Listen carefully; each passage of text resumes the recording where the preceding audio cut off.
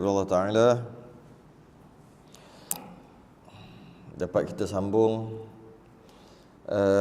Badrut Tamam wan Nujumus Thawaqib pada membicarakan tentang hal ehwal baginda Nabi SAW, keluarganya dan sahabatnya. Berhenti pada perbahasan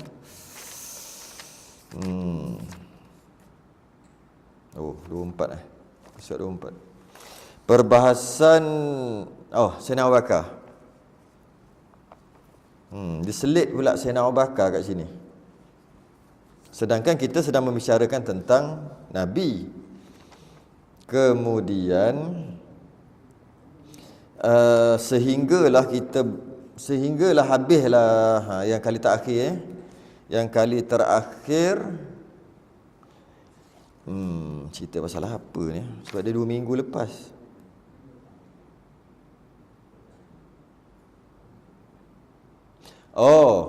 Pembesaran Masjidin Nabawi. Pembesaran dia. Makin besar. Nabi besarkan sekali je. Kemudian sahabat besarkan lagi, orang makin ramai, besar lagi, sehinggalah sekarang ni besar sungguh. 165,000 macam mana? 165,500. Saya ingat nombor tu. 165,500 meter persegi. Besar. 165,500 meter persegi. Meter, bukan kilometer, meter persegi. Besar tu. Besar. Meter persegi dia gini lah kan. Kali dua tu. Kena kali tu baru jadi tu, nampak asal sampai ratus-ratus ribu pula ni. Sebab dia meter persegi, dia persegi. Besar. Sehingga kan mempunyai 257,000 orang jemaah boleh masuk dalam satu-satu masa dalam Masjid Nabawi. Yang asalnya asalnya kecil aja. Dia besar. Sekarang ni 257,000 jemaah dalam satu-satu masa. Itu sebelum buat renovation. Baru ni saya pergi baru ni tu, renovation ini tak tahulah lagi besar mana. Ada 17 muazzin, tukang azan. Ada 6 orang imam. Ada 1,620 pekerja. Yang mana pekerja tu orang Malaysia tak boleh kerja. Saya dah cerita dah sebelum ni kan, kenapa orang Malaysia memang tak boleh kerja situ. Orang Malaysia tak boleh, orang Amerika, orang London tak boleh. Ada beberapa bangsa je yang dibenarkan. Yang kita biasa nampak Bangladesh, Myanmar, kita biasa nampak. Kenapa tak ada Melayu Melayu pun nak ramai. Malah kalau kerja free tak bayar gaji pun tak apa. Mesti ada orang nak. Jadi tok siak lah kita kata. Mudah kata tok siak. Tak bergaji pun orang nak. Bergaji lagi lah orang nak. Tapi tak ada orang Melayu. Kenapa? Memang tak boleh. Tak dibenarkan. Dia kerajaan Arab Saudi, kerajaan Saud ni, dia buat apa kita panggil kasta. Bunyi teruk sangat kasta. Dia buat bangsa-bangsa tertentu dia letak satu martabat yang tinggi. Maka dia tak boleh kerja tok siak ni. Kita duduk tinggi juga. Kerana ada juga orang Melayu yang buat bahagian-bahagian, contoh buat rel, kereta api dia, laju dia. Adalah berapa. Duk berebut dengan Bin Laden. Bukan Osama. Memanglah sebenarnya Bin Laden tu daripada keturunan Osama lah. Osama Laden tu. Tapi keluarga dia. Kan situ pergi Bin Laden kan. Tu ialah tu keluarga Osama tu lah. Cuma bukan dia tu lain. Keluarga dia memang kaya. Memang bisnes. Berebut kontrak. Maka orang Melayu ada dapat buat beberapa. Ada yang buat terowong, ada yang buat macam-macam. Dapat. Maka dia dipanggil pekerja profesional. Malaysia, orang Melayu dia panggil pekerja profesional. Jadi dia tak boleh kerja tok siap. Sayang tak? Itulah sayang. Macam mana? Dibesarkan. Sehingga sekarang besar. 257,000 jemaah. Berkeluasan 165,500 meter persegi. Ya Allah. Asalnya ada 3 pintu. 3 pintu sekarang. Asal Nabi buat. 3 pintu aja. Sekarang ada 100 pintu. Tak tahulah lepas renovation ni jadi banyak lagi 100 pintu. Pintu yang ke-39 Babun Nisa, Sayyidina Umar buat satu pintu masa zaman Sayyidina Umar, tambah lagi satu pintu untuk perempuan. Sampai sekarang pintu tu 39. Lelaki tak boleh masuk. Try lah, memang kena halau dengan askar dia, polis dia. Tak boleh. Dia bertetangan dengan bakek. Bila nak pergi bakek tu tunggu, ada orang sembahyang jenazah tunggu. Dia buka je masuk. Tengoklah perkara kat dalam tu macam mana. Dia tak buka suka-suka, suka tak boleh. Tak boleh masuk suka-suka.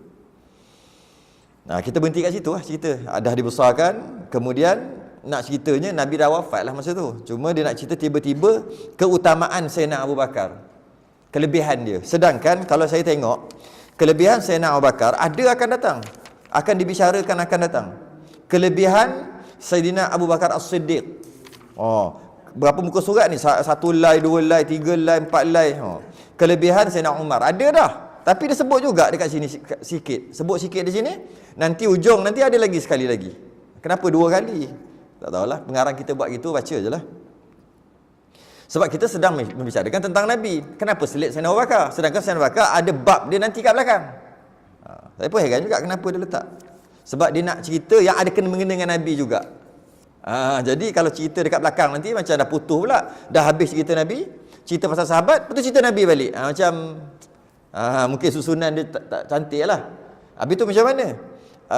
Cerita tentang Sayyidina Abu Bakar, biar Sayyidina Abu Bakar saja. Habis ni cerita balik Sayyidina Abu Bakar awal-awalnya sebab ada kena-mengena dengan Nabi kat situ. Saya rasa macam tu lah. Qala al-musannif rahimahullah ta'ala wa nafa'na wa iyyakum bi'ulumihi fid darin amin ya rabbal alamin. Maka pada hari Rubu', ini kalau baca yang Jawi ni apa benda pula Rubu', Rabu. Rubu' tu 4. Rabu. Pada hari Rubu', pada hari Rabu, sebab Rabu-Rabu tu asal Rubu' lah. Arba'ah, 4. Khamis, khamsah, 5. Jumaat tak ada. Jumaat lah, maksud tak ada nombor, tak ada nombor. Sabtu Sab'ah 6. 5 dia lompat Khamsah 5. Jumaat tak ada. Tak ada nombor di situ. Sabtu Sab'ah 6. Jadi maknanya kalau ikut nombor 1 2 3 4 5, lepas tu Jumaat, lepas tu 6. Sebab tu Jumaat tu special, penghulu, dia tak boleh dah ada nombor. Yang lain semua 6 hari tu semua ada nombor. Malah kita panggil dengan panggilan nombor. Tapi Jumaat tak. Sebab Jumaat tu ketua dia, penghulu. Penghulu je tak boleh ada nombor. Aku special, kosong kot. Aku special. Sab'ah. Ahad, satulah. Ahad, satu. Wahid. Isnani, Isnani. 2. Selasa, Salasah kan? Salasah kan takkan tak tahu. Salasah 3, hari Selasa. Rabu, Arba'ah lah. Rabu, hari Rabu. Khamis, hari kelima, Khamsah. Jumaat, tak ada nombor. Jumaat. 6, Sab'ah dan sebagainya, seterusnya. Sabtu, Ahad, ulanglah. Rubu', pada hari Rubu', pada hari Rabu. Pada hari Rabu jadi apa? Daripada akhir bulan Safar. Akhir bulan Safar, Muharram, Safar kan. Akhir bulan Safar, hari Rabu. Hari terakhir Rabu bulan Safar. Apa yang jadi? Memula dengan Nabi SAW oleh sakitnya. Nabi mula sakit. Nabi mula sakit. Sebab tu dia cerita, walaupun kelebihan Sayyidina Abu Bakar, tapi ada kena mengena dengan Nabi. Nabi sakit mula Safar, bulan Safar ujung hari Rabu. Maka demam, sakit Nabi tu demam. Dan sakit kepala. Dan sakit kepalanya yang maha mulia. Sebab itulah ada petua lah. Kita tak kata hukum, kita panggil petua lah, orang tua-tua. Bukan petua. Dia bukan panggil petua, dia panggil apa? Jika seorang tu tak pernah sakit kepala, tak pernah demam, hati-hati. Gitu. Setiap orang mesti sakit kepala, mesti demam. Sekurang-kurang sekali seumur hidup. Jika tak pernah sakit kepala, tak pernah demam, itu adalah Kita panggil sunnah Fir'aun. Sunnah Namrud yang kejam-kejam ni. Sebab dia orang tak pernah. Ada beberapa nama-nama besar lagi lah, raja-raja yang mengaku Tuhan. Kenapa dia boleh mengaku Tuhan? Logik ke orang boleh mengaku Tuhan? Tak logik. Tiba-tiba dia boleh mengaku Tuhan. Dan orang percaya. Dia mengaku Tuhan satu hal. Dia tak sedar ke diri dia tu orang. Takkan dia boleh mengaku gitu-gitu? Dia sedar. Tapi macam mana dia boleh mengaku Tuhan juga? Namrud, yang besarnya Namrud dengan Fir'aun. Sebab dia tak pernah sakit. Bersin pun tak pernah. Bersin pun tak pernah. Sakit kepala semua tak pernah, demam tak pernah. Maka sebab tu dia tiba-tiba dia rasa dia Tuhan. Kalau kejap-kejap sakit lutut, kejap-kejap sesama, kejap-kejap sakit kepala, kejap-kejap demam, kejap-kejap cerit beret. Tiba-tiba mengaku Tuhan. Tuhan apa cerit beret? Jadi dia sendiri pun tak tergamak nak mengaku Tuhan. Orang pun tak tergamak nak mengaku dia Tuhan. Tapi ada nama-nama besar yang zalim lah. Nama-nama besar dalam kisah-kisah yang kita ceritakan. Bersanggup mengaku Tuhan dia. Mesti ada sebab. Pertama, kekuasaan. Memang kuasa sungguh. Kuasa sungguh. Jadi mana yang dia tak mengaku Tuhan? Bukan kuasa sikit-sikit. Bukan setakat je menteri ke apa. Kuasa sungguh. Kaya sungguh. Bukan kaya sikit-sikit. Kaya sungguh. Sampaikan akhir sekali mengaku Tuhan. Betul lah. Jadi ada sebab mereka mengaku Tuhan. Bukan saja-saja hari ni aku nak try nak mengaku Tuhan. Aku Tuhan. Tak, dia ada sebab daripada kecil je. Sehingga dia yakin dia Tuhan dan dia bagi tahu orang dan orang yakin dia Tuhan juga. Okay. Sebab dia tak pernah. Jadi setiap orang biarlah ada demam, ada sakit kepala. Maksudnya sekurang-kurang sekali seumur hidup. Bimbang, takut dengan tak sakit tadi. Sakit tandanya, dia kita bayang, kenapa kata mesti sakit? Tapi bukan sakit aja nak kerja tak boleh. Mesti ada sakit. Bila sebut sakit, bukan kanser Kanser tu sakit berat. Sakit-sakit biasa. Pening-pening. Setahun sekali ke? Dan tu lah. Cantik lah tu. Kerana, cuba kita bayangkan. Kalau tak sakit, mudah tak nak sebut kat mulut? Allah. Allah. Payah nak sebut. Kalau boleh sebut, selalu kita sebut kat rumah. Tak sebut pun. Hari ni belum tentu sebut. Kecuali dalam semayang, baca Quran tak kira itu. Yang saja-saja sebut. Tapi cuba sakit. Tiba-tiba mari automatik kat mulut. Allah. Nak bangun. Allah. Cuba tak sakit lutut. Tak ada Allah tu Jadi sebab tu kena sakit supaya boleh ingat pada Allah. Supaya mengingatkan mati. Supaya mengingatkan kita ni lemah dan sebagainya. Cuma tak naklah sakit berpanjangan sampai tak jadi kerja. Tak nak juga. Sakit-sakit yang dapat menyedarkan. Cukup lah. Sakit yang dapat menyedarkan kita. Kita nak sakit yang dapat menyedarkan kita. Sakit-sakit sikit, simple-simple, sesama ke apa kan. Sakit perut, cerit beret ke apa kan. Yang menyebabkan kita rasa macam terasalah kita ni lemah, terasa kita ni hamba, terasa perlukan Allah, perlukan Tuhan, terasa. Cukup lah. Lepas tu elok dah cukup lah tu, dah rasa tu, nak elok balik lah, tak nak sakit terus. Sebab apa kena rasa? Sebab kita ni bukannya senang nak ingat Tuhan. Demam sakit kepala Nabi yang maha mulia. Ini antara adab. Bila sebut anggota Nabi dia sebut yang maha mulia. Ataupun yang mulia. Rambut Nabi yang mulia, tangan Nabi yang mulia, kaki Nabi yang mulia, itu adab. Jadi bila sebut apa-apa anggota Nabi, kata yang mulia.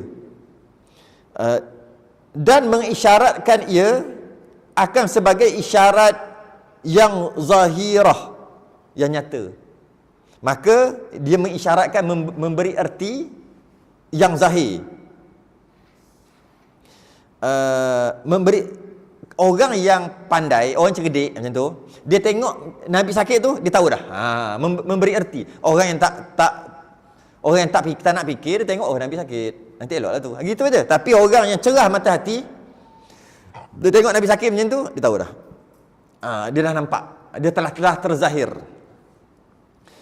Isyarat yang zahirah, telah terzahir isyarat maksud sakit Nabi itu dengan khilafah Abi Bakar As-Siddiq,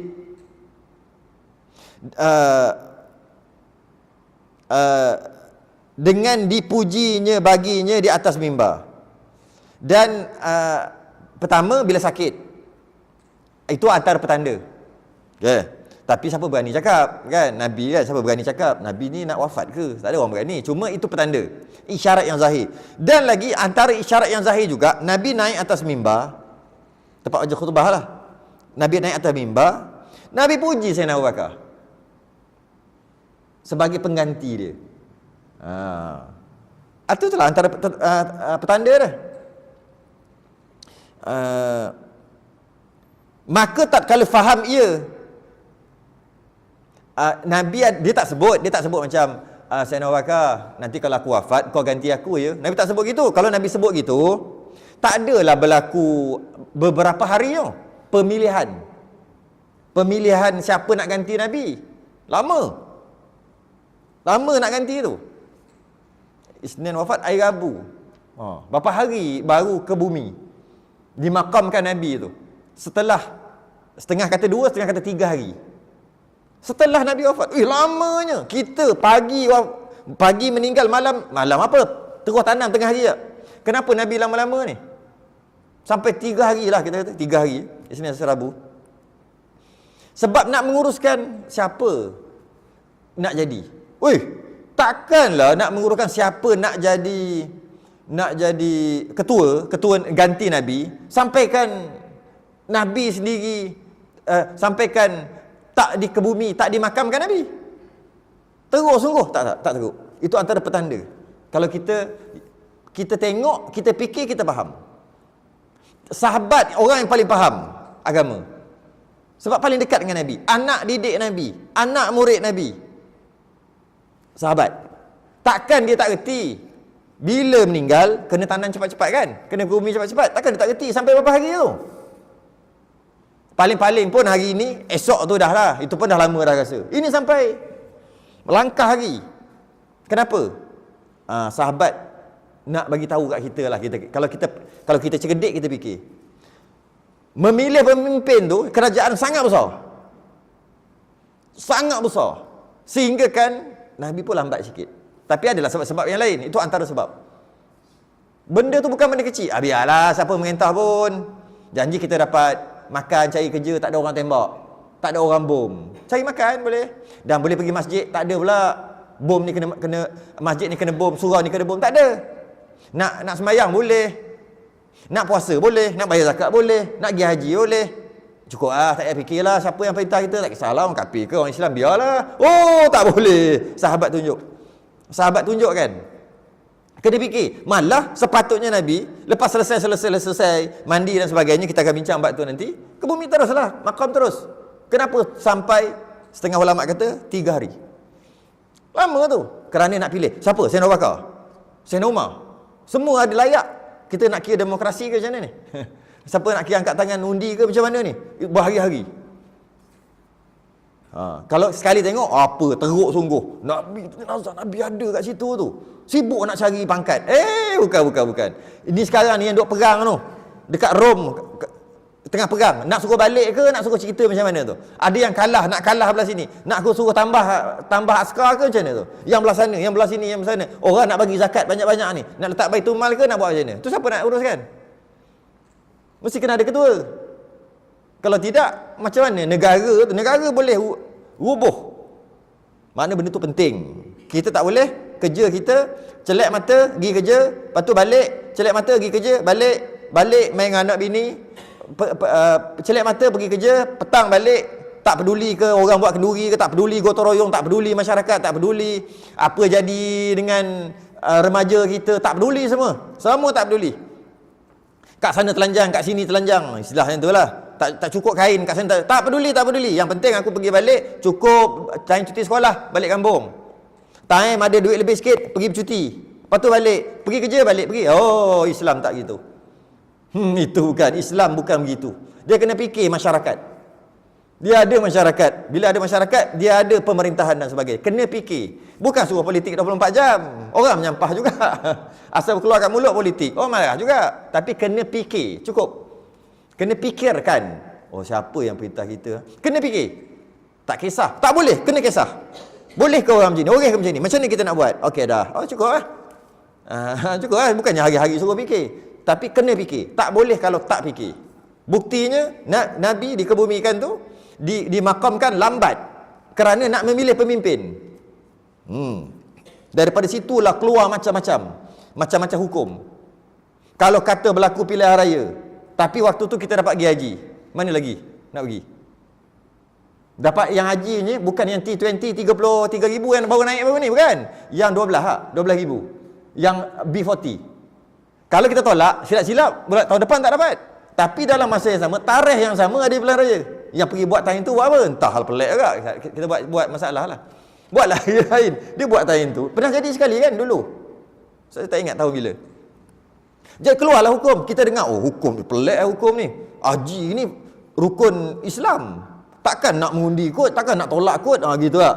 Akhir sekali berlaku beberapa pendapat. Akhir sekali ada orang duduk kutuk-kutuk sedangkan dia tak faham.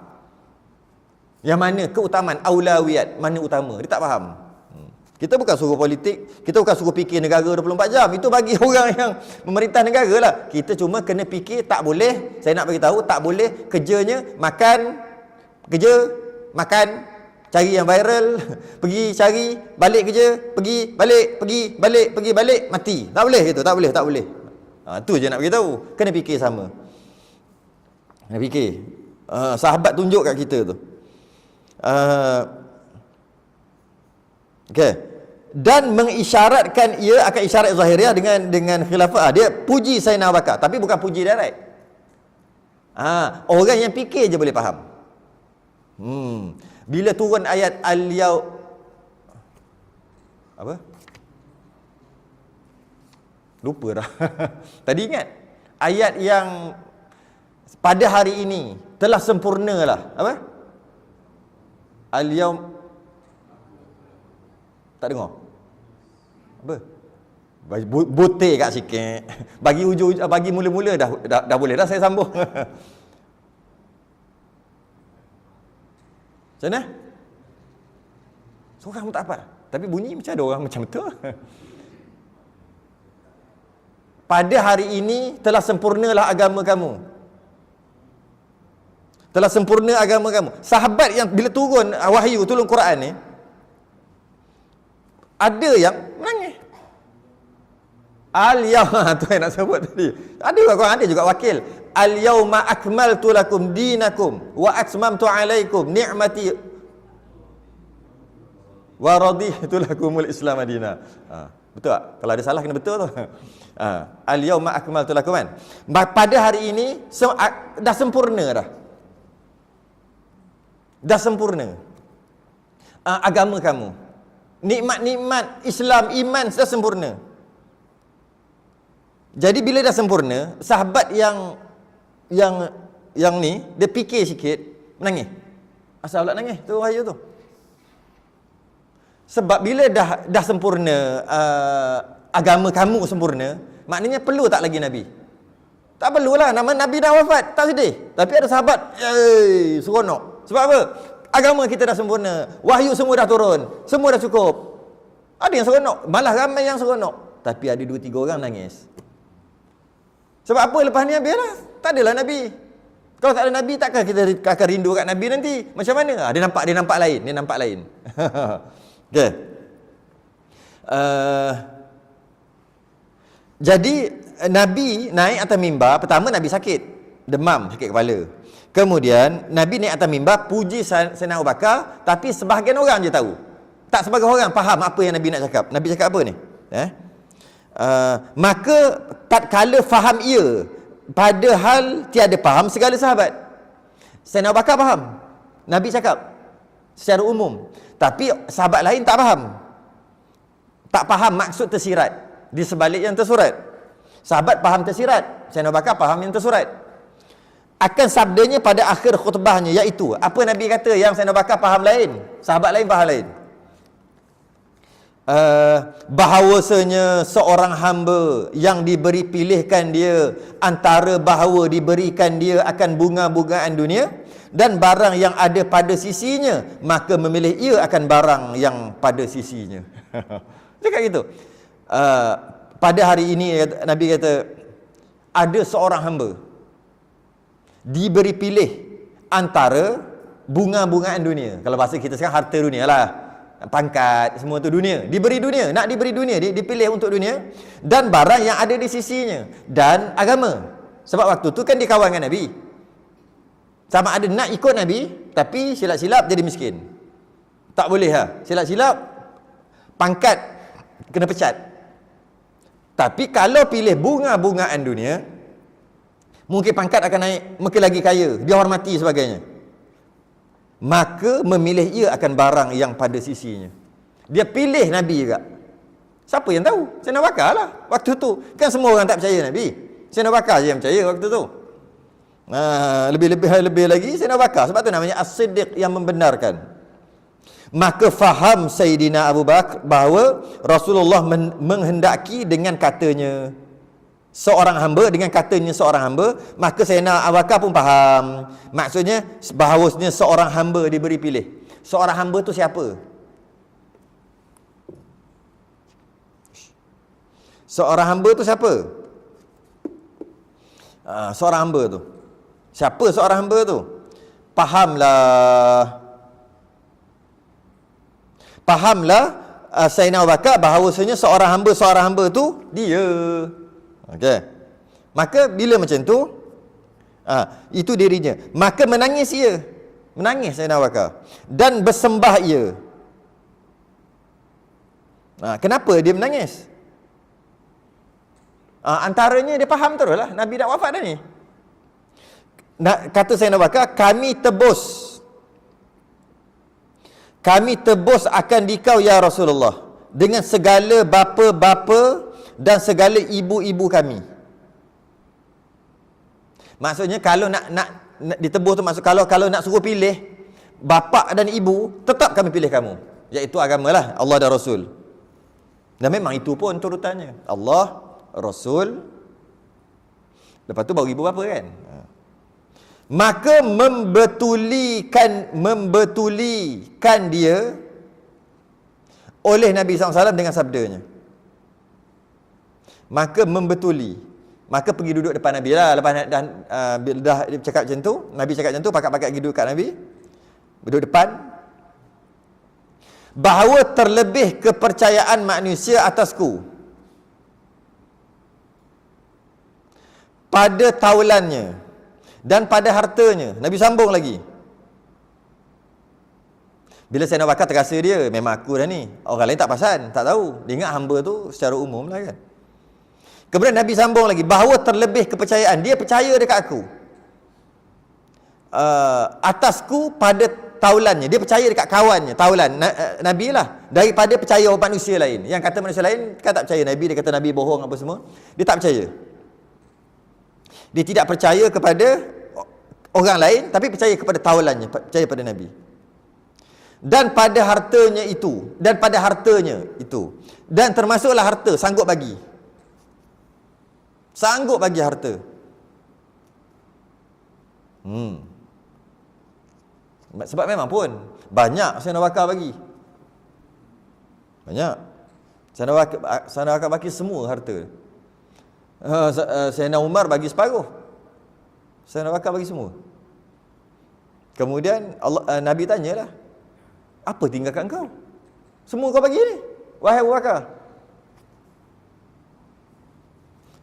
Sayyidina Bakar jawab, cukuplah tinggal kepada aku Allah dan Rasul. Cukuplah Allah dan Rasul. Lain macam dia punya tu.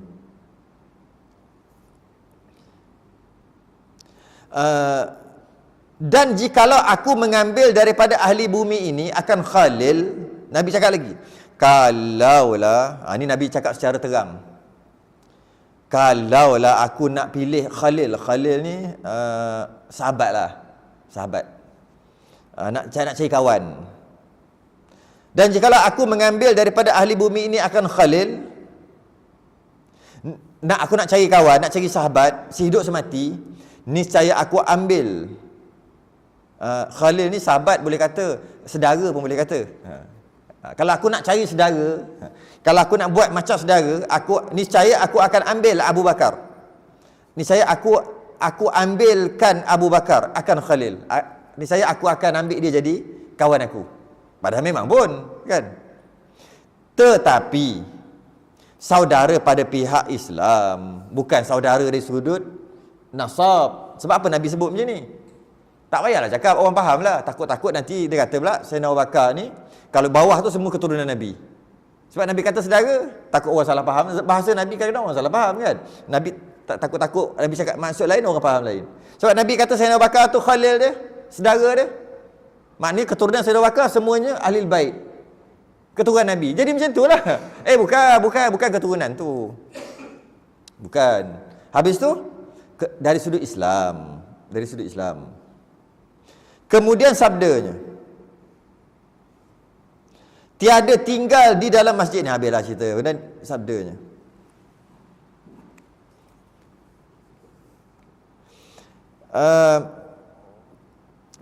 kemudian sabdanya, tiada tinggal di dalam masjid pintu yang terus kepadanya, melainkan ditutupkan, melainkan pintu Abi Bakar. Lepas pada tu pintu semua tutup, pintu masjid.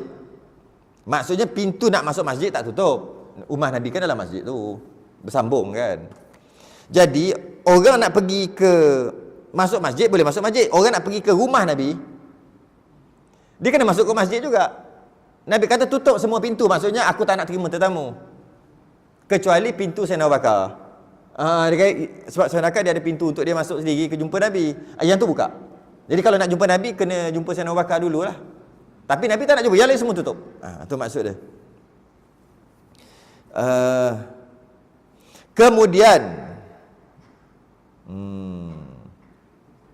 Kemudian mengkuatkan ia akan pekerjaan khilafah. Kemudian mengkuatkan ia akan pekerjaan khilafah dengan menyuruhnya dengan soreh. Kemudian lagi, Nabi dah beberapa perkara tadi Nabi bagi tahu. Kalau nak cari kawan, cari Sayyidina Abu Bakar. Kalau akulah nak cari saudara, kalau aku boleh pilih saudara, macam tu kot, aku akan pilih Sayyidina Abu Bakar jadi saudara aku. Tapi tak boleh jadi saudara, dia kena ikut nasab, keturunan. Tapi maksudnya Nabi naklah sangat. Itu satu dah membawa maksud Sayyidina Abu Bakar ni lebih. Yang kedua, tutup semua pintu. Tapi nak ke rumah aku tak nak terima tamu, sakit. Tapi kalau melalui pintu Sayyidina Abu Bakar, buka. Sayyidina Abu Bakar boleh pergi jumpa Nabi bila-bila masa. Lagipun anak dia isteri Nabi kan, Aisyah. Jadi tak adalah masalah aurat sangat. Di rumah tu rumah Sayyidatina Aisyah. Jadi tak adalah masalah. Kalau yang lain, Hafsah ke isteri Nabi yang lain, kan bila orang masuk kan ada masalah aurat, susahlah sikit. Ini anak dia, jadi tak ada masalah. Anak dia. Lepas tu pula menantu dia. Menantu apa? Sayyidina Abu Bakar. Jadi sebab tu dibuka. Dan kalau orang nak jumpa benda penting sekalipun, kena tanya Sayyidina Abu Bakar dulu. Yang lain semua tutup, tak boleh jumpa dah. Kat situ menandakan Nabi nak wafat. Setengah orang yang faham, dia kata Nabi nak wafat lah. Yang faham.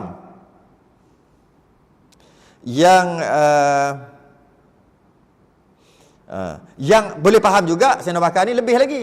Tadi dah sebut dah kalau nak cari kawan. Ini sebut lagi. Maknanya dua kali dah lebih daripada orang lain. Dengan soreh, Nabi suruh pula kali ni dengan soreh, dengan jelas pula. Yang tadi kias-kias. Semua tu kias lah tu kan.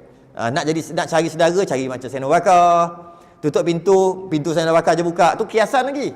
Ini secara soreh pula, secara terang. Apa dia? Akan Sayyidina Abu Bakar bahawa sembahyang ia dengan manusia. Dia suruh Sayyidina Abu Bakar jadi imam. Ini antara masuk lagi. Jadi kalau nak lantik ketua, lantik siapa? Sayyidina Abu Bakar lah. Macam tu lah. Pengganti Nabi. Pengganti Nabi. Kalau orang fikir, dia boleh faham. Dia boleh faham. Sebenarnya Nabi pengsan beberapa kali. Nabi nak semayang, lepas tu pengsan. Nabi jaga. Dah masuk waktu dah. Dah masuk waktu. Sembayang. Perintahkan Bilal untuk azan, sebab dah masuk waktu. Lepas tu suruh Sayyidina Abu Bakar jadi imam. Lepas tu pengsan lagi. Jaga balik, dah masuk waktu. Dah masuk waktu. Suruh Bilal azan, lepas tu suruh Sayyidina Abu Bakar jadi imam. Pengsan lagi 3 kali. Nabi pengsan. 3 kali. Lepas pada tu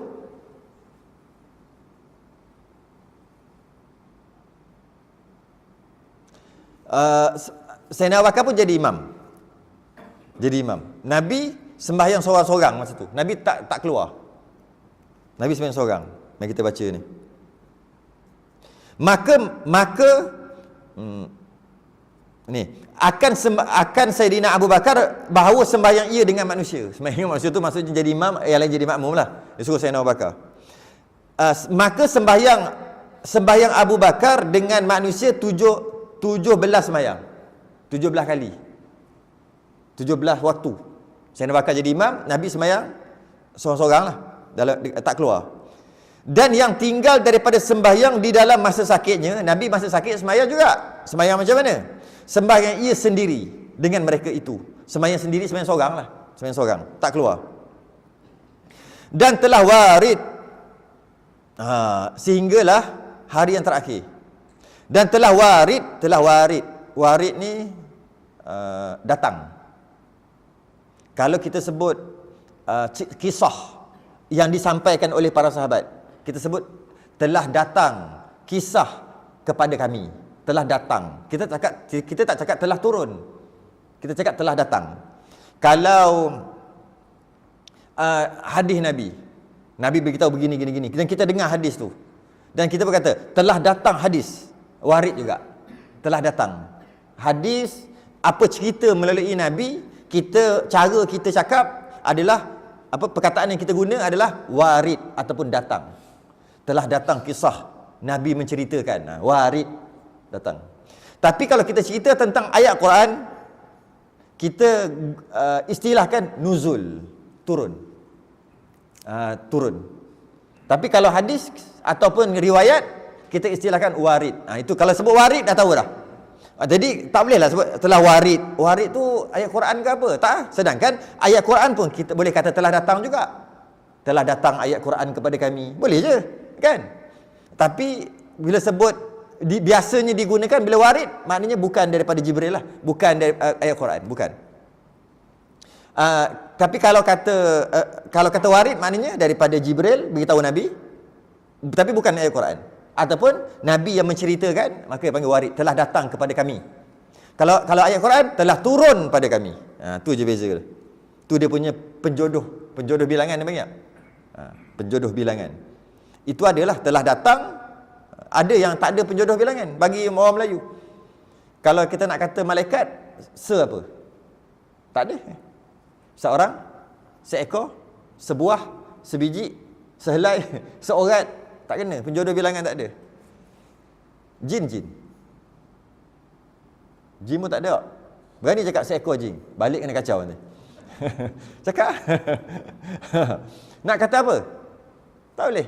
Allah tak boleh juga. Tak ada penjodoh bilangan. Tak boleh kata apa? Seorang, tak boleh. Tak boleh. Seorang Tuhan. Mana boleh? Habis apa? Nak cakap apa? Tak ada. Macam tu juga malaikat. Datang 3 orang malaikat. Orang apa malaikat? 3 ekor. Nak kena sepak dengan malaikat cakap 3 ekor. Apa? Tak apa, tak ada. Tapi kita panggil 3 malaikat. Macam tu lah. 3 malaikat. 3 jin. 3, ada juga guna 3 orang malaikat. Orang tu bukan masuk orang. Sebab dah tak ada dah. Pinjam ajalah orang, jadilah. Allah pun yang panggil orang juga. Tapi bukan sebab Allah tu orang. Sebab tak ada yang lain panggil orang. Sebelum Allah cipta kita, Allah duduk seorang-seorang. Seorang-seorang tu bukan kata Allah orang. Sebab tak ada. Nak cakap apa? Kalau nak cakap bahasa, kita boleh cuba reka lah. Sebelum Allah mencipta makhluk, Allah ada, telah ada. Telah ada. Allah telah ada. Nak cakap telah ada sendiri-sendiri macam mana? Seorang-seorang lah. Allah ada seorang-seorang lah.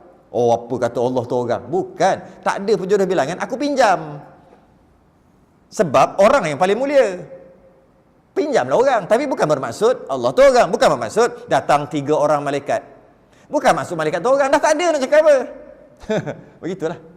3 orang jin. Kenapa? Dah tak ada penjodoh bilangan. Tapi yang ini ada penjodoh bilangan dia. Kalau riwayat ataupun daripada Nabi, kita panggil warid ataupun datang.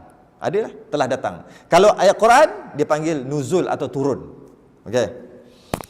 Bahawa mendengar ia telah datang. Bila sebut telah datang, telah warid daripada riwayat, cerita-cerita ataupun daripada Nabi. Bukan ayat Quran lah warid ni. bahawa mendapat ia ringan. Riwayat ni, mendapat ia ringan, ia akan ringan pada hari yang wafat ia di dalamnya. Hari Nabi nak wafat, tapi tak wafat lagi. Nabi rasa sihat sikit, ringan.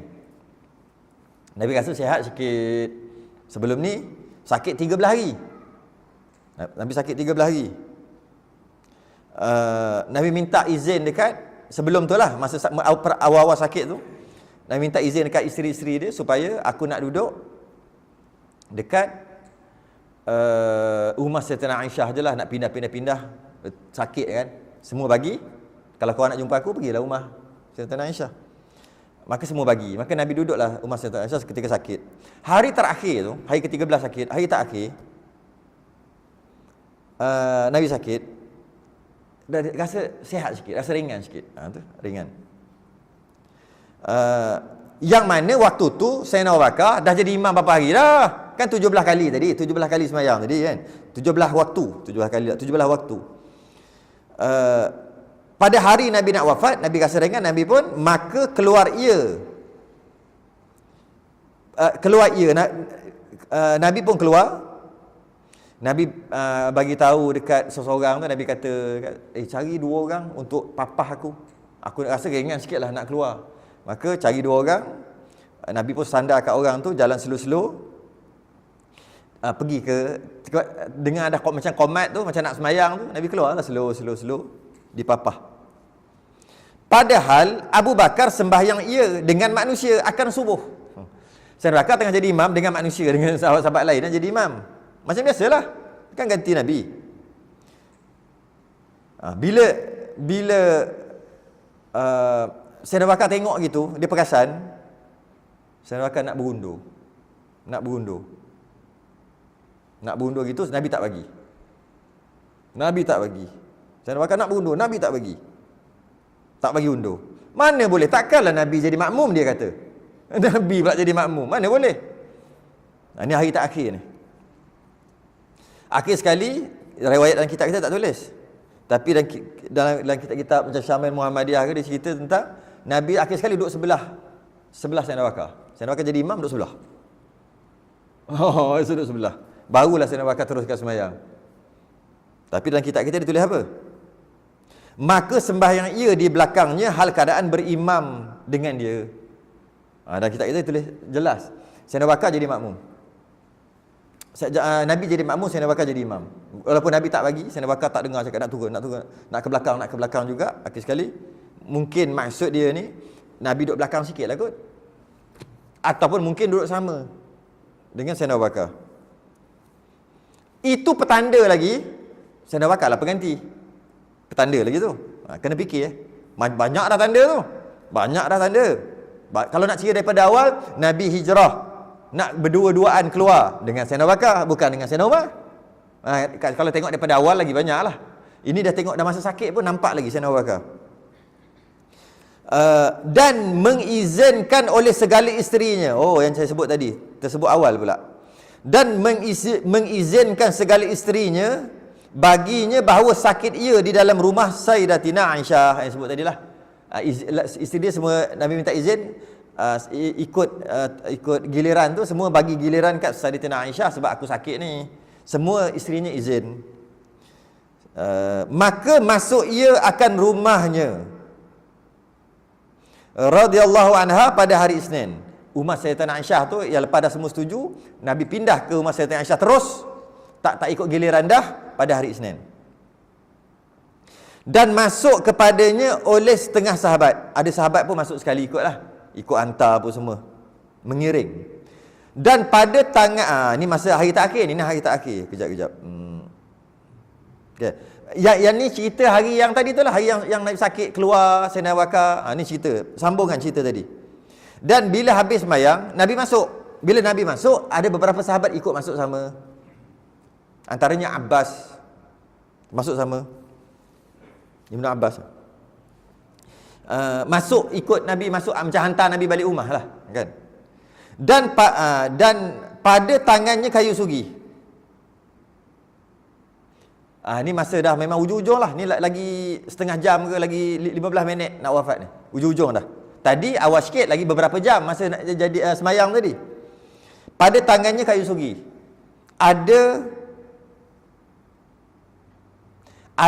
Bukan ke tangan, ada kayu sugi dekat tangan seseorang. Macam tu lah kita kata. Atau ada terletak kayu sugi di tepi tu. Nabi tak pegang lagi. Kemudian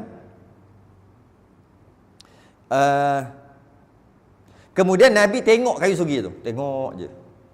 Tengok. Maka Sayyidatina Aisyah tahu. Ni baca. Dan masuk kepadanya oleh setengah saat. Dan pada tangannya kayu sugi. Kata Situna Aisyah, padahal aku tengah mempersandarkan dia. Sayyidatina Aisyah pegang Nabi lah. Nabi sandarkan Nabi. Nabi sandar dekat Sayyidatina Aisyah. Maka aku lihatkan dia menilik kepadanya. Dia tengok je kayu sugi tu. Tengok Nabi tengok. Lemah dah waktu ni. Tengok aje. Dan ketahuilah aku bahawasanya berkehendak bersugi je. Aku tahu Nabi nak sugi ni. Maka sembahku, perhamba ambilkan dia bagi tuan hamba. Nak ke? Kalau nak ambil. Macam tu lah, mungkin duduk kat tepi tu ke, duduk belah sana kan. Nak ke? Tengok kayu sugi tu. Kalau nak, saya nak ambil. Kata Sayyidatina Aisyah. Maka mengisyarat ia, dia angguk. Nabi pun angguk. Nak. Bahkan, Nabi sebut, bahkan nak. Maka aku ambil, Sayyidatina Aisyah ambil. Unjukkan kepadanya, bagi. Maka keras ia atasnya. Nabi nak tak terkeras. Kan dia kena gigit dulu. Kayu tu, dia kena peracur sikit kat depan tu. Terpenyek sikit kat depan tu kan. Gigit. Kalau tidak nak macam mana? Nak bagi dia berbulu tu. Kan? Kalau tidak dia keras gitu. Okay? Maka dia tengok Nabi tak boleh buat itu, tak lagat sungguh. Maka aku Sayyidatina Aisyah perlembutkan dia baginya. Sayyidatina Aisyah gigit, isteri dia gigit, bagi dia lembut lah. Dan adalah antara dua tangannya bekas air. Nabi pun ambil, sugilah. Dekat tangan Nabi, dekat tangan ada bekas, ada air. Maka Nabi celup dalam air tu. Maka menyapu ia dengan keduanya akan mukanya, hal keadaannya berkata. Nabi pun ambil air, Nabi basuh muka. Ini lagi beberapa minit. Beberapa minit nak wafat. Celup, lepas tu Nabi baca apa tu? La ilaha illallah. La ilaha illallah. Nabi gitu. Bahawa bagi mati ini beberapa mabuk. Nabi sebut nak mati, bukan mati. Nak mati itu mabuk. Nak mati ni mabuk. Daripada ni yang kita duk sebut apa? Sakaratul maut. Apa sakarat? Sakar. Mabuk. La taqrabus salah wa antum sukara. Jangan kamu semayang ketika kamu mabuk. Sukara, mabuk. Ya, Quran tu. Jangan kamu sembahyang ketika kamu mabuk. Tapi ayat tu dimansuhkan dengan ayat lain. Tapi kita duk baca lah selalu. La taqrabus salah wa antum sukara. Jangan kamu sembahyang ketika kamu mabuk sehingga kamu tahu apa kamu cakap. Ketika pada waktu tu sahabat sembahyang tapi merepek. Mabuk. Minum arak, masa tu tak haram arak lagi. Awal-awal Islam. Minum arak, mabuk, Allahu Akbar, cakap merepek. Gelak-gelak. Maka turun ayat, kalau nak semayang, jangan minum arak. Jangan mabuk. Kalau tak nak semayang, maksudnya dah lepas semayang, baru mabuk. Boleh ke? Boleh. Mula-mula Islam. Tak lama lepas pada tu, beberapa bulan lepas pada beberapa tahun lepas pada tu, turun ayat lain pula. Langsung haram arak. Sebab arak dia haram secara berperingkat. Zina haram terus. Dia tak ada berperingkat. Boleh zina. Mula-mula boleh zina dulu. Setelah beberapa tahun, tak boleh zina. Tak. Terus tak boleh. Tapi arak, peringkat. Mula-mula, boleh minum arak. Lepas tu pula, minum arak boleh. Tapi ketika sembahyang tak boleh. Lama lagi, haram terus. Haram.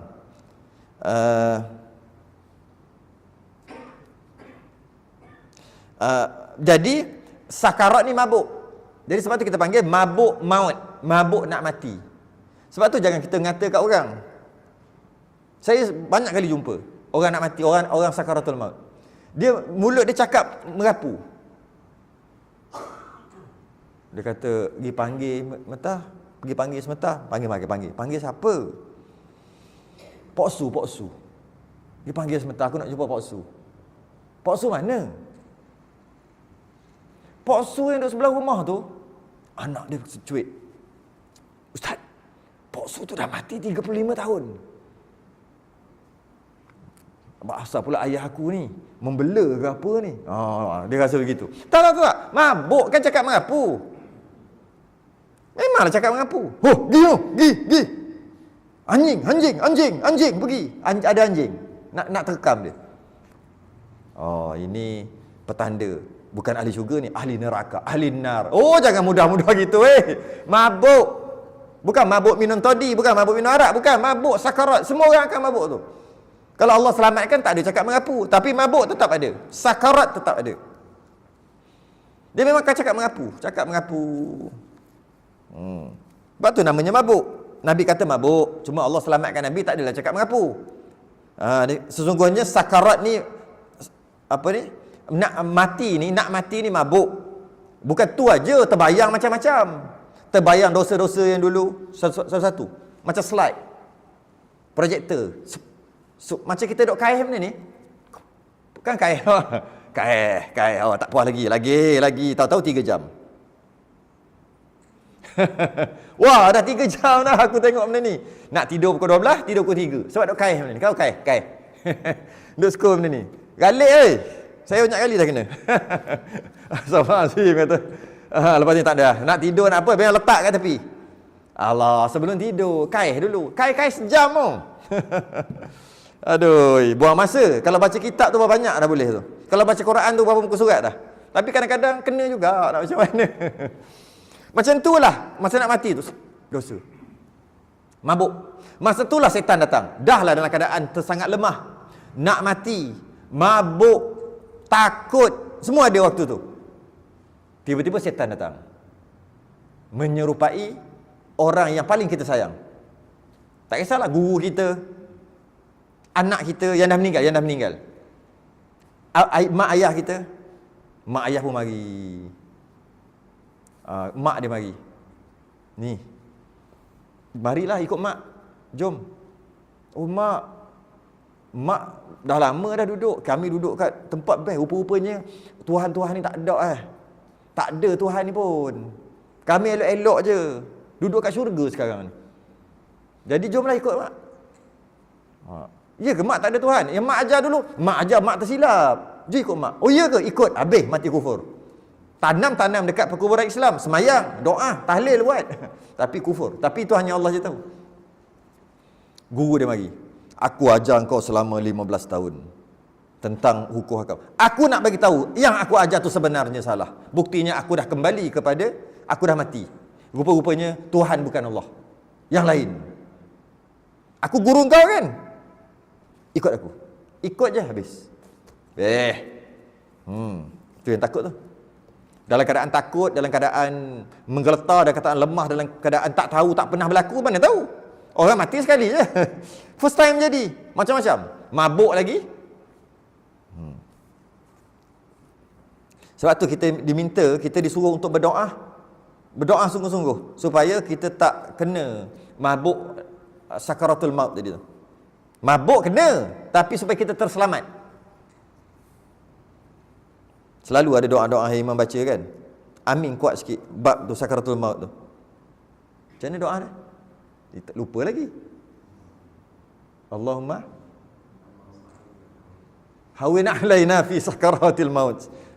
Allahumma hawin alaina fi sakaratil maut. Sebab apa? Memang semua orang kena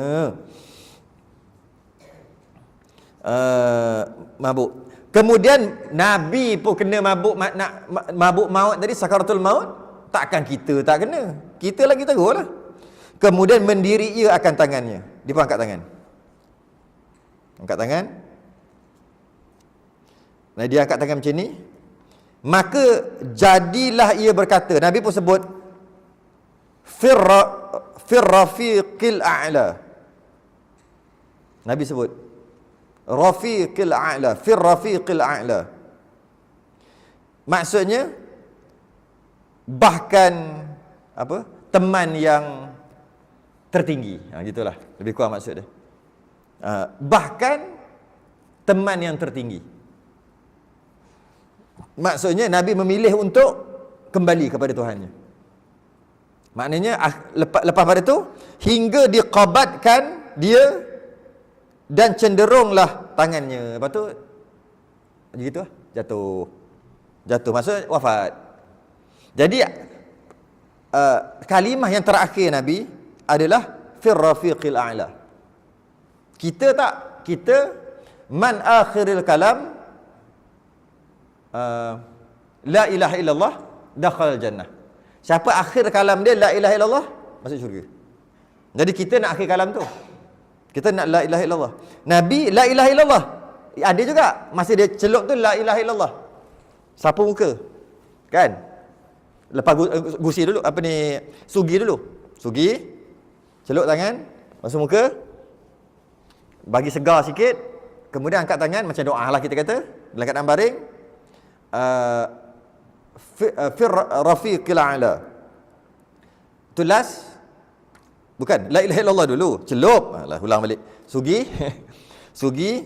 Lepas sugi, celup tangan, depan tu ada air. Kemudian, masa celup tu, sapu dulu. Masa menyapu tu. La ilaha illallah.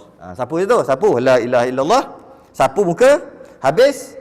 Taruh tangan. Fir rafiqil a'la. Ditarik waktu tu. Cenderunglah tangan ni, jatuhlah tangan. Itu ayat yang terakhir lah. Sebab tu ada kisah cerita-cerita yang Nabi nak meninggal, Nabi kata ummati itu kan. Bukanlah ummati, tapi Nabi memang Nabi sebut ummati, tapi bukan waktu masa nak tu. Akhir sekali kata apa? Tengok tu Nabi, masa dia nak meninggal dah ni, dah wafat dah, ingat lagi kat umatnya. Ummati meninggal. Tidak. Bukan. Ummati itu waktu lain, yang bukan waktu sakit pun. Ada Nabi ada tertentu, ada kata Nabi ketika Isra' Mi'raj ada, Nabi tengok umat aku. Dan ummati juga dikisahkan Nabi panggil ketika hari kiamat. Dekat padang mahsyar, pakat-pakat nak minum telaga Kautsar, Nabi pun tengok, oh ni umat aku. Ummati mari minum. Itu adalah. Tapi kalau masa nak meninggal, masa nak wafat tak ada. Tak disebut ummati. Dan kisah tu memang masyhur lah, tersebar. Tapi benda tu kecil je. Cuma salah lah. Salah tetap salah. Cuma benda taklah benda besar. Bukan benda akidah pun. Cuma perkataan yang terakhir Nabi sebut, itu saja. Yang dalam kitab ni jelas lah. Perkataan terakhir, la ilaha illallah fir rafiqil a'la. Maka tak kala wafat Rasulullah, jadi kurang akal beberapa sahabat. Mari kita tengok sahabat mengamuk pula. Cukup ada dulu, sejam lah. Kemudian ada sahabat tak berhenti, menangis, apa dah jadi, apa habislah kita, macam mana kita ni. Sayyidina Abu Bakar standard lah, pedang aja. Siapa kata Nabi dah meninggal, Nabi tak ada dah, hilang kepala. Pancung kepala. Apa lagi? Habis tu Nabi pergi mana? Sayyidina Umar kata, Nabi apa dia sebut ni? Seperti Nabi Musa. Siapa kata Nabi wafat, Nabi mati, aku pancung. Habis tu Nabi gimana? Nabi seperti Nabi Musa. Apa Nabi Musa? Ada kisah Nabi Musa kan? Kita cerita akan datang. Ada yang kata, okey, tak boleh kata Nabi. Siapa kata Nabi wafat, kena pancung, mati. Habis tu Nabi gimana? Diangkat ke langit. Ada macam-macam. Yang penting jangan kata. Ada jawapan, semua ada tu. Sehinggalah Sayyidina Abu Bakar datang. Hero datang. Sayyidina Bakar baca 2-3 ayat Quran, sejuk Sayyidina Umar. Tak jadi pancung orang. Itu ayat Quran tu semua ada cerita ni. Tu ada. Wa ma Muhammadun illa rasulun qad khalat min qablihi ar-rusul. Tu. Baca ayat Quran je. Cukup lah. Alamak, tersedar. Para sahabat baca ayat Quran je. Cukup lah. Tak payah ni sangat. Tak perlu susah nak terang buat kuliah. Mai aku nak sekolahkan kau sikit. Tak payah. Baca ayat Quran je. Baca satu ayat je. Baca ayat tu sedar. Tersedar. Sayyidina Umar juga yang duduk bawah pokok tu. Nabi baca satu ayat je. Duduk bawah pokok. Dia berjanji dengan Nabi nak tunggu dekat nak pergi ke satu tempat sekali sama-sama lah. Sayyidina Umar kata, tak apa, aku tunggu tengah jalan. Pertengahan jalan aku tunggulah, nanti kita terus pergi. Nampak Nabi jalan lepas pada waktu yang ditetapkan. Sayyidina Umar dah siap tunggu bawah pokok. Dia tunggu bawah pokok. Nabi pun sampai. Seperti yang dijanjikan. Jom. Tapi masa Nabi sampai-sampai, Nabi baca satu ayat dah. Thumma latus'alunna yawma idzin 'anin na'im. Sayyidina Umar yang duduk di bawah pokok tadi berteduhlah, panas. Kan pernah masih. Dia dengar macam tu, melompat terus pergi tempat panas. Kita baca apa? Summa latus'alunna yawma idzin 'anin na'im. Okey. Tak apa-apa. Tapi sahabat cukup baca satu ayat cukup. Melompat. Kenapa melompat? Tengoklah maknanya. Summa latus'alunna yawma idzin 'anin na'im. Kamu akan ditanya nanti tentang nikmat apa yang kamu dapat. Di akhirat ni kamu akan ditanya. Apa nikmat? Nikmat teduh. Masa teduh tu berapa kali zikir pada Allah? Masa teduh tadi berapa ayat Quran baca? Masa teduh tadi buat apa? Nikmat tu. Dia akan ditanya. Tak apa kalau macam tu tengah panas pun tengah panas lah. Jangan janji aku tak nak tanya. Kita akan ditanya ni. Tu. 1, 2, 3, 4. 5 aircon ada. Nikmat Allah bagi. Kamu akan ditanya nanti dengan nikmat ni. Kenapa tak datang juga walaupun ada nikmat aircon? Malah kat rumah tak ada aircon, panas. Sini ada aircon, tak mari juga. Kamu akan ditanya nikmat tu. Kamu akan ditanya.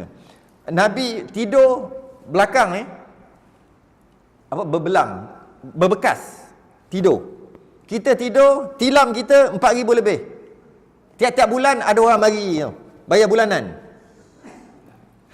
Ada sekarang ramai lah. Tidur sampaikan subuh sembahyang pukul, ataupun terlepas subuh atau subuh sembahyang lewat. Kamu akan ditanya nikmat tilam tadi. Kenapa nikmat yang Allah bagi tapi subuh pukul 7? Kenapa nikmat yang Allah bagi subuh tertinggal-tinggal sekali? Akan ditanya nikmat. Semua nikmat. Motor, kereta. Kenapa ada kereta ada tapi dekat tapi tak boleh datang? Ditanya. Kenapa? Ditanya, bukan tentu salah, tanya je. Rupanya salah. Kalau tanya sakit, sakit tak apalah. Maksudnya ditanya. Semua kena tanya. Duit yang banyak dalam bank tu semua kena tanya. Janji nikmat aja semua kena tanya.